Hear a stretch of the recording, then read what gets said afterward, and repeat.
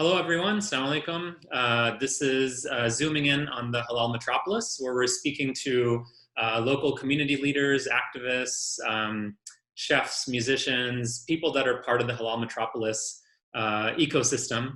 And here with us today, we have Fred Sareini, many of you know. He is a local food blogger. He reviews halal restaurants. And so we just wanted to get a sense of how the coronavirus has been affecting our community. And so we've been talking to different people in the community. And so today we wanted to talk to Fred. So Fred, before we get things going, just wanted to check in on you and see how you're doing, see how your family's doing. We're doing really well. We have been self-quarantined for almost a month now. So we started a little earlier than everybody else did. We are only going out for supplies, things for the house, food, etc. We have gone out a couple times for carry out to support our local restaurants. We're trying to do that more often than to cook, just to keep them supported. I know a lot of people are like, oh, you shouldn't even do that, but these people really need our support. And they do have a limited staff. A lot of these restaurants have a limited staff. In many cases, it's just the owner themselves actually taking care of the food, packaging the food, and trying not to, touch the food without wearing gloves or masks, and then making sure that you come and get it carry out so that everything is worked in a sanitized environment. So there is that, and I'm not worried about it as far as that goes, as far as getting food carry out, especially from the restaurants that I've worked with in the past. I've seen the inside of their restaurants. I've seen the inside of their kitchens, and I've seen their practices. I know what they're like. So I'm not really concerned about things of that nature as far as carry out. Yeah, we should be more cautious, and I understand people being more cautious. My fear is that a lot of these restaurants are not going to make it back. A lot of them have closed, and I fear that they're not going to make it back. And the fear isn't just for the restaurant owner. You have to think of the supplier. You have to think of, the employees and their families that are making a living wage working for these restaurants. So they desperately need our support.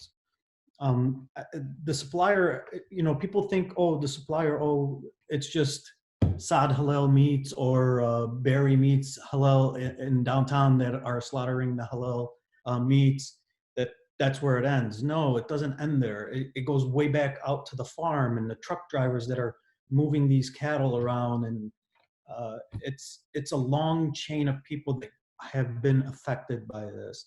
And for me to simply pick up the phone and get in my car and go to curbside and pick up something, or have it delivered DoorDash to my door, I mean, for me, if that's the least I can do, then I will do that. So you know a lot of these guys on a personal level. What are you hearing? What are their concerns, and how have your conversations been in the last couple of weeks? Some of them have reached out to me and asked for advice as far as closing or just doing curbside. I can tell you, I spoke to one person that is in Midtown that does sandwiches, and he was very concerned. He was more concerned about his employees and customers than he was about anybody else. He didn't care about profit, and he just wanted to make sure that everybody's safe and to do what he could for his staff. At one point, he was like, "What do you think, Fred? Should I shut down? Because I'm really concerned that it's not just me, that there's too many uncontrolled variables. I'm not sure what to do here." I told him, if you know what you can control it and keep moving on. If you can't, then I advise that you shut down. And I've been telling a lot of restaurant owners the same thing. If you know what you can control and you can control it, then go ahead and do it. But if it's something that's out of your control, then by all means, shut down, because you don't want to be responsible for somebody else getting sick. And some of them have done that. Some of them have shut down just simply because of that. Because there's too many things that could go wrong. There's too many variables where, you know, their supplier may have, gotten their food supply contaminated, and they don't want to take that risk. Where others have gone to their suppliers and seen how they're working so that they can ensure that the product they're getting is sanitized and clean and untouched. And the ones who have done that remained open, as far as, the people that I know. And that's how it's been going so far. I mean, it's really sad. It's sad what's going on out there.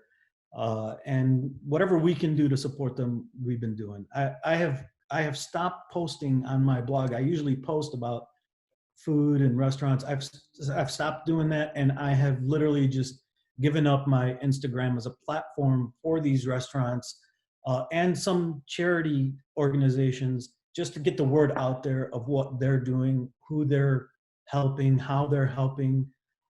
So I've given it all up. It's not about me. It never. My blog was never about me. Uh, it was always about the community and what they have to offer. Uh, so right now, that's what I'm trying to do. I'm trying just to give up my platform to these restaurants like Patterns out. I think they're out in Sterling Heights. Um, this is a Syrian a mom and dad that immigrated because of the war in Syria. They started a restaurant here, and they were just starting to make money. They were just starting to do really, really well, and then the coronavirus hit. Mm. And right now, they're just trying to keep the door open. And if they can't do that, they're not going to make it back. Mm. They're simply just they'll be done, Yeah. and I don't know what they'll do, because they're telling me we don't know what we'll do if we close our doors.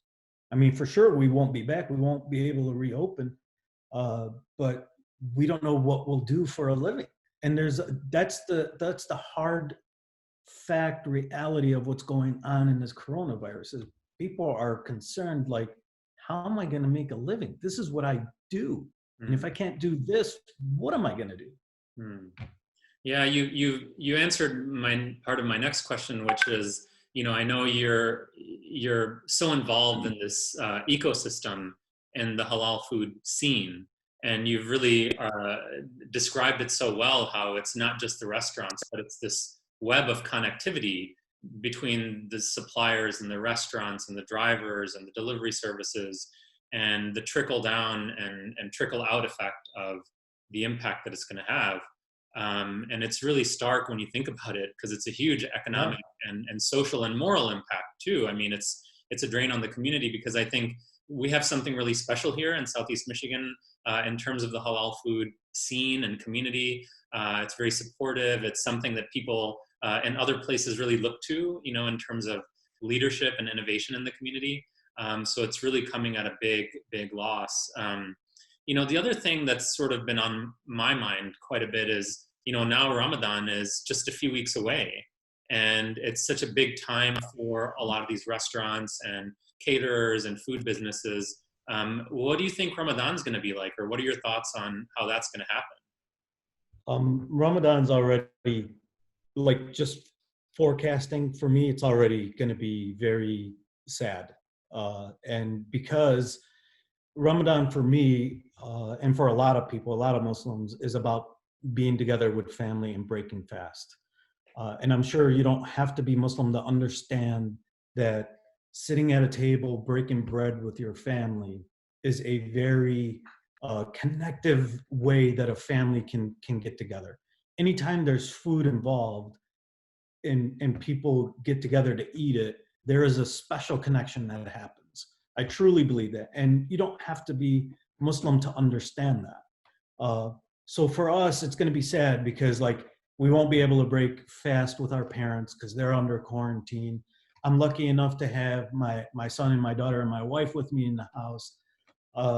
So we'll be breaking fast together. But other family members, my brothers, my sister, we won't be able to do that. The other sad reality, and I know you guys have spoken to Hassan Shami, was I was really, really looking forward to this horror festival this Ramadan, and I was actually working on the board with them to set it up. It was going to be bigger and better than ever, and unfortunately, we had to cancel it, due to the coronavirus. That is making things pretty somber. We're going to do the best that we can. I mean, obviously, we're still going to communicate. I communicate with my parents and our siblings. We all have group chats now that we all talk to each other with. Um, that's the somber part of Ramadan. But on the plus side, now you have more time between you and your Lord. So you can sit back, you can meditate, you can read Quran, you can spend more me time, which I think a lot of us actually need. We need more me time, and you could think of it as a blessing, because now you're being forced to have me time. Uh, and I understand that some people don't do well with me time. They need people. They need people in their lives, and it's And rough I'm for one of them. them. Yeah, I understand that. I get it. I do too. Just yesterday I drove by my parents' house and just waved at them, took a couple pictures of them they came outside on the porch. It was huge. And then instinctively my mom wanted to hug me, and I'm like, no, you got to stay 6 feet back. And she's like, yeah, that's right, and I understand it because my daughter did the same thing. She lives in Ann Arbor. She came up to visit, and I wanted to hug her, so I get it, uh, but unfortunately, that's what Ramadan's going to be like this year for most people, is that, you're going to be breaking fast. Some people breaking fast literally alone, or maybe they'll do it the way we're doing right now. I could be eating while you are. Yeah, maybe now I Maybe they're can going to do finally it get that an way. invite to one of those famous Sareini iftars now, so through Zoom. Yeah. Well, Fred, thank you so It's much for for, us,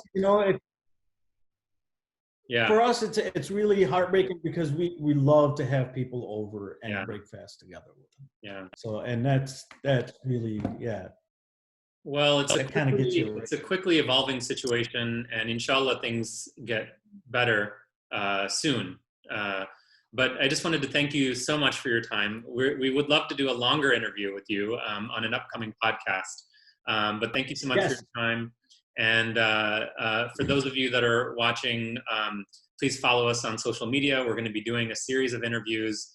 We've interviewed Hussein Dabaja and Hassan Shami. My next interview today is with Amanda Saab.